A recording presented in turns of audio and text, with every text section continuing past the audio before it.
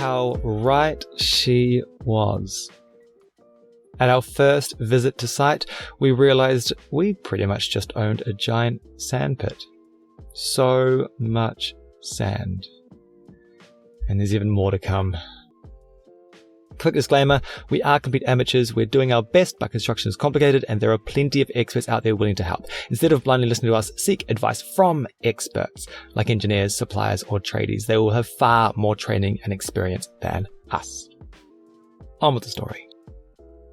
We were actually under the impression the developer had already completed the earthworks on these sites, so we didn't actually factor any of this into our budget at all. Rumour has it, our neighbour had just spent $8,000 on their earthworks, so we were freaking out before we'd even begun. Now, before you do your earthworks, you've got to know what soil you're working with, and so that gives you an idea what earthworks you need to do. So in Australia, geotechnicians need to come to site and assess the soil, and it'll give it a classification: A, S, M, H, E, or P. Class A is the best. It's mostly sand and rocks with no ground movement expected. As you move down the list, you get increasing amounts of movement. So that was A. Class S, slightly reactive clay sites. There's a little bit of clay in your site, which means when it rains, those clays can expand or contract. It's slightly reactive. And that means you've got to do something extra to help protect your house. So that's your S. Class M, moderately reactive clay sites. Class H, highly reactive. Class E, extremely reactive. Class P, problem site. So you want an A or an S. If you go M, H, E, or P, then you end up having to do more and more works to make sure your site is stable for your house. Now, the geotechnicians we had got quotes for were around $1,000, and if we were moderately reactive or worse, we'd have to do a lot of earthworks to remove that layer of clay that was 300 mil down. But after doing a bit of digging through some documents, we found the developer had actually already tested a few sites, and our site had already been tested. So that saved us hiring a geotech, and it was also only slightly reactive, which means we didn't have to do extreme amounts of earthworks. So, double win! We still had to do some earthworks. We sent that away to the engineer, that we were in Class S for soils, and then he sent back that we'd need to build up about 300 millimeters of free draining sand, and then get our compaction up to a PSP of 6 or 7.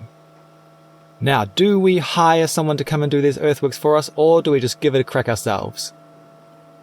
Bet you can't guess which one we chose.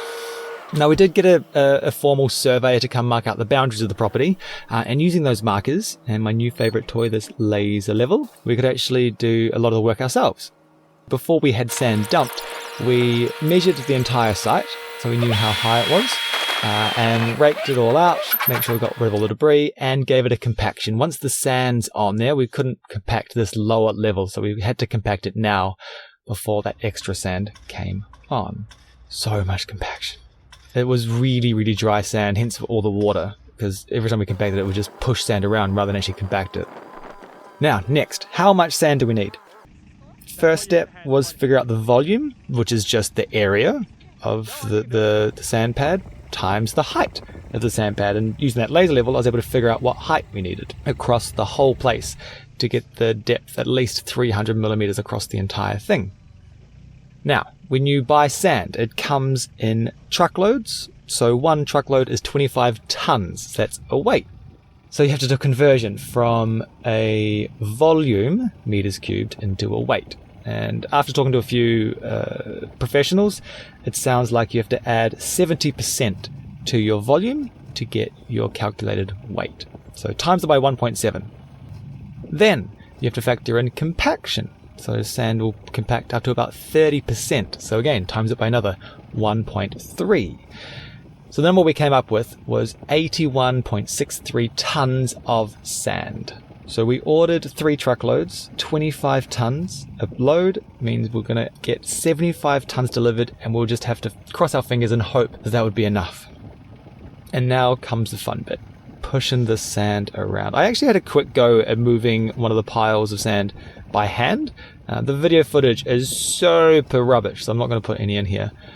But I did have a go, and it took half a day to move one of the loads just with a shovel. So it's possible, but driving these little diggers, so much fun. It was literally the first time Amy and I had ever driven anything like this, so it was hilarious watching us fumble around trying not to run each other over. So this one's called a dingo. You just stand on the back of it and you got 2 throttles, one for the left track, one for the right track. So you literally push both those throttles forwards and you'll go forwards. If you are a little bit out and you push one lever forward before the other one, you start wiggling around. It's quite funny to watch. Now, I had seen a lot of earthworks around the building site and also on YouTube, and I had a pretty good idea of how it was done. You push the sand, put the bucket down, and if you drag that bucket backwards, theoretically you get a nice big flat sand pad. Much, much harder than it sounds. It was an absolute mission. Obviously, those drivers have been doing it for a very, very long time, have bigger machinery and more like bells and whistles, so they can lift and drop that bucket a lot easier to make sure it's all straight and flat. On our little dingo, it took a long time. We only had it for a weekend, and I wish we had it for longer, but we did need to start compacting. So we did our best. We got it as flat as we possibly could. We went around with the laser level and figured out the high point and the low points and moved sand around, and then started compacting. I have lost count how many times I have compacted this little patch of sand. We'd go over it and then we'd get this PSP out 1, 2, 3, 4, and it would be too deep. The way it works is you drop this weight and it will penetrate through into the sand at the bottom, and then you've got to drop it X number of times before it reaches 300 millimeters deep or 200 millimeters deep, whatever rating you're going for. For us, we needed to drop this 6 times before it dropped past that point, and every time we tested it, it would be 4. And eventually we got up to 5, but we'd compact and would compact and would compact and it would still be at 5. We'd compact and we would go over it again and again and we'd still test it would be at 5. It took us literally days of going back and forth with this compactor until finally we managed to get the PSP up to 6.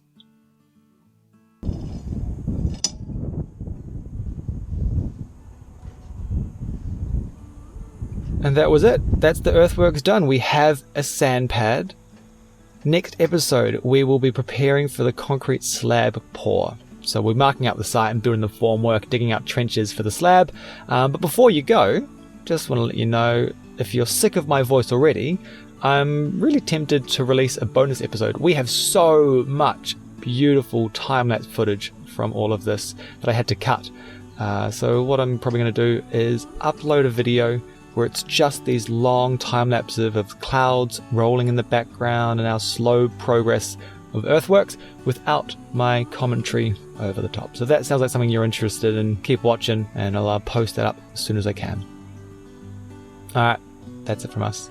Cheers team. Bye.